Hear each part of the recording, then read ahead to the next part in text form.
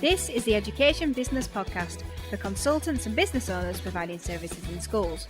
I'm Claire Riley, and I'll be sharing how to start, grow and scale your education business. In today's episode, we're going to be talking about getting December ready in your business. So when you're recording a podcast episode, that means turning off all your Christmas lights, because I just sat down to record, move the furniture around a little bit, and I always record this in the lounge because there's a lot of soft furnishings in the lounge. And if you know anything about podcasting, you need soft furnishings. And had this horrible buzzing noise. Anyway, process of elimination. It was a Christmas light. So that's the first thing to do to get December ready in your business. It's turn your Christmas lights off. So I'm sat in the dark now. But anyway, on a serious note, I wanted to talk about getting December ready in your business because it's taken me so many years to get to a place where I'm more December aware. And while things are so much better now than they used to be, I still learn every year and it's never as smooth as I'd like it to be. So let's unpack then, for me, what goes on in December, and hopefully you'll be able to take learnings from this that you'll be able to bring into your own business. So what exactly is December ready? Well, let me tell you how it used to be for me. So I'd have this big rolling list throughout the year that I'd always be adding to. And to be fair, I kind of still do that, have that on motion. And in my head, I suppose I kind of thought that all of those tasks would be complete before Christmas. I don't know about you, but for me, there's this sense of needing just to have everything in place and everything in order so that you can settle down for Christmas. And I always think that's funny when I think of it. It reminds me of being a child. Like, I used to get in the car to go on a long journey and like get really comfortable knowing like I didn't have to do anything. And a similar thing for Christmas, think, oh gosh, yeah, we don't really have to do anything now. There's no schoolwork to do. And I'd really find myself comfortable in that. Whereas as an adult, it kind of don't pan out that way, does it? Because you've still got all the cooking to do and the cleaning to do and all sorts of things. But I still have this sense of wanting to settle down for Christmas. And it's a completely different feeling that I have compared to any other time of year. I think that's because it's a time where everyone switches off, particularly in my company, Classroom Secrets, and we focus just on family and friends. And I do a lot of hosting, me and Ed. So we're generally planning events and parties and dinners. And so anyway, I, used to have this huge list that I just knew I wouldn't be able to get through. But instead of addressing that and rethinking that list and thinking about what really needed to get done, I just plow on through, just doing what I fancied in the moment. And I also never really factored in that there were only 2 weeks in December if I wanted to take the school holidays off, as I used to before. Obviously, when I say off, when I was in teaching, then I did work before Christmas. And then I'd get to the schools break it up, and I'd just have to continue working up to Christmas Eve because I'd not really put any thought into what needed to be put into place for January. And it's really hard because I think it's the one time a year you don't really think that far ahead. You think to the end of the year and then you don't think to January. But there's actually not very many days until January. So in the early days, I didn't really think about January until around the 30th of December. And that's when I picked up tools again. I was starting to work again because I was like, oh no, I've got to think about this thing, and I not really thought about it. So for many education businesses, January is a big sales month. And with there only being 2 main weeks to work in December, you've really got to put a lot of thought and effort into January way in advance to make sure that you get the best of it. Now, being really honest, I do not find this easy. So at the end of November, as I'm recording this right now, actually, I think there's 2 days left of November, towards the beginning of December, my head is just full of Christmas dinner planning. I'm not going to lie. I'm thinking about practicing the starters that I've published in our menu. Because we're that posh at Christmas, yeah. We like to be fancy. and we put out we put out a form with the menu choices, and people can choose different things. But I love cooking, and I like hosting, and I like making nice food, and so that's going through my mind. I'm working out right now if we've got enough of the right kind of plates, and I'm preparing different shopping lists and worrying whether I need to buy pigs in blankets now and freeze them or not, so that I can get some in time for Christmas, and all of those things, and buying the gifts. And I find it really hard to think about at this time of year what I have to prepare for January in my business, because my head is just not in that space right now. But I also know that I have no choice, because if I want to have that time off over Christmas and not be doing it between Christmas and New Year, which is really not how I want to be spending my time, especially with young children, then I have to find a way to get myself in the headspace now. And so that's been a big learning for me. And the other thing that I've learned as I've grown my businesses is that having to prep during Christmas and New Year often means that you won't get your team's help either. And that's happened to me before. You might not have a team, so it might not matter. But even if you're just using a VA, it's unlikely that they'll be able to help you during that time. So it'll take you longer, and it probably won't be as good either, particularly if you use them for any design aspects. So to add to the stress that we often feel around this time, sometimes you can get ill, and I'm sure you can hear that in my voice. You know, the last week for me and Ed has been pretty rough, to be honest. I'm not sure whether it's quite flu, but it has been a seriously bad cold. And there's been raised temperatures, and I've had to go to London and travel when I really didn't want to, and Ed's had migraines, and the kids have had an extra day off, just to put that in the mix. And you know, there's been a lot going on, and feeling ill then on top of that can really add to the overwhelm, and it can just topple your mojo completely. And that is definitely what has happened to me in the last week. So how have I dealt with that then? Because we do only have so much time before the holidays. How have I prepared for December this year? Well, the first thing I do is I simplify things.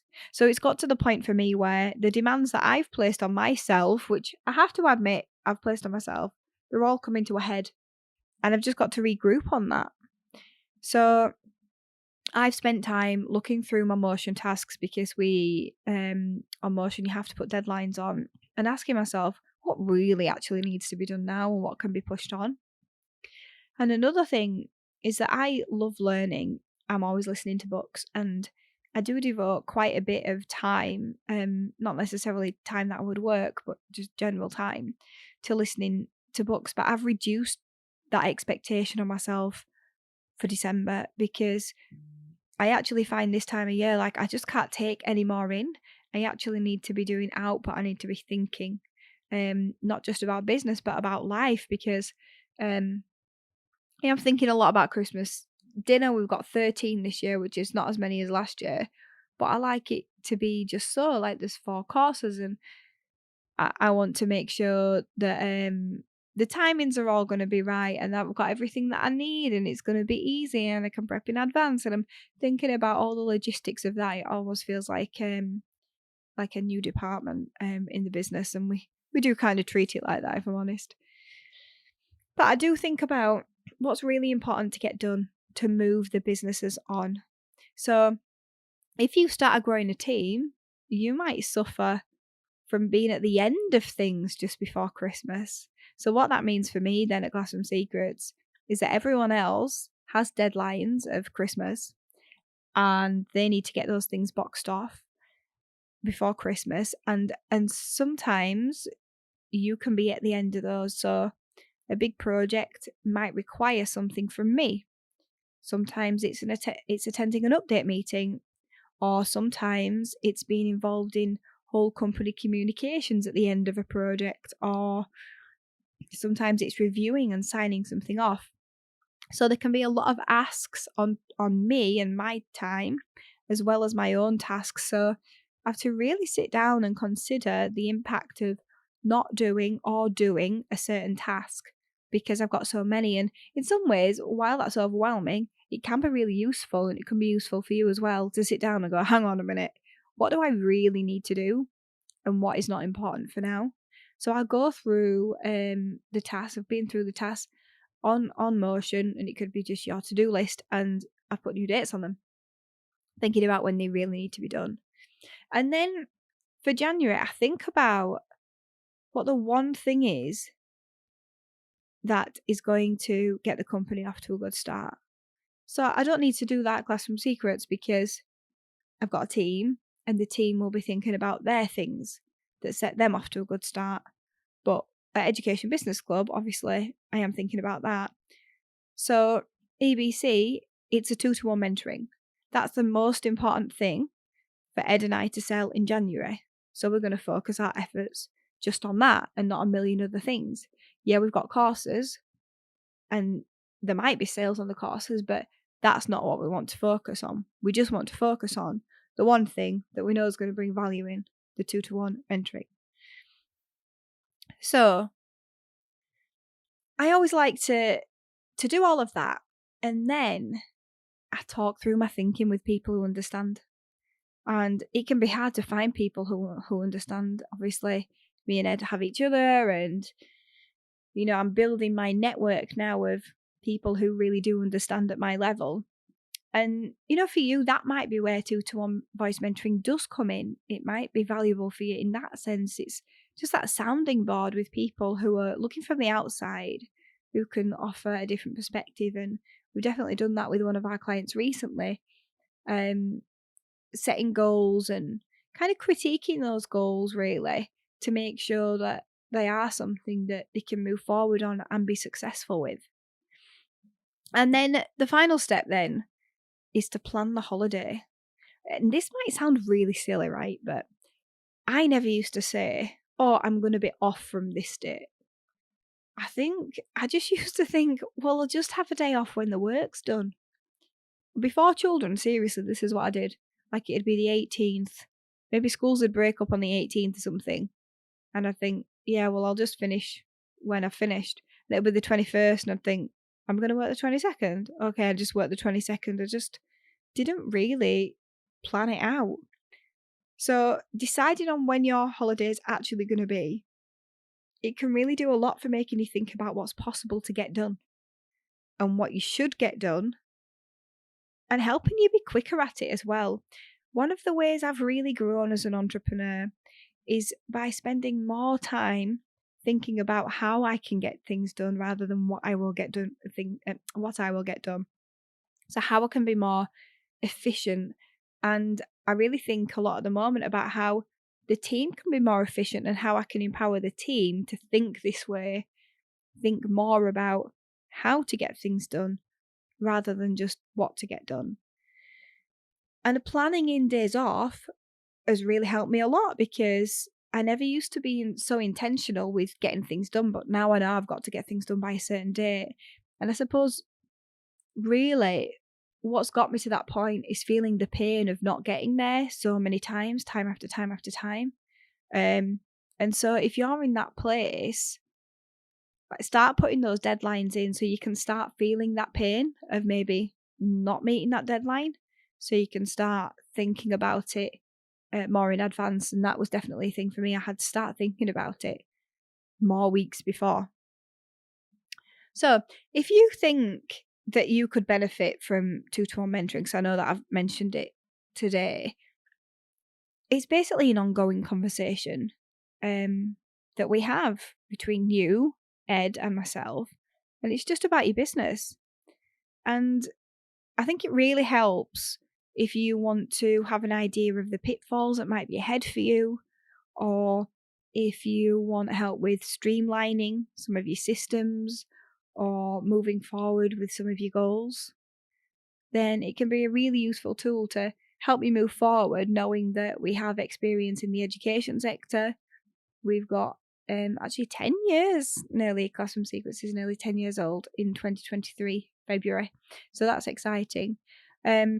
but also the scale of the business that we've built and the level of the network that we're building now is really, really important and useful to you.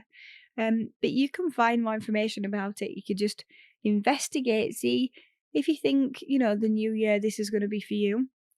It's at educationbusinessclub.co.uk/mentoring. We would just love to support you on the journey that you're on. We've got people of all different levels doing our mentoring, and we just love to celebrate people, hear their successes, but also share our knowledge to make things so much faster. And we'd love to do that for you as well. Thank you for listening to the Education Business Podcast. To get more information to grow your business, sign up at educationbusinessclub.co.uk.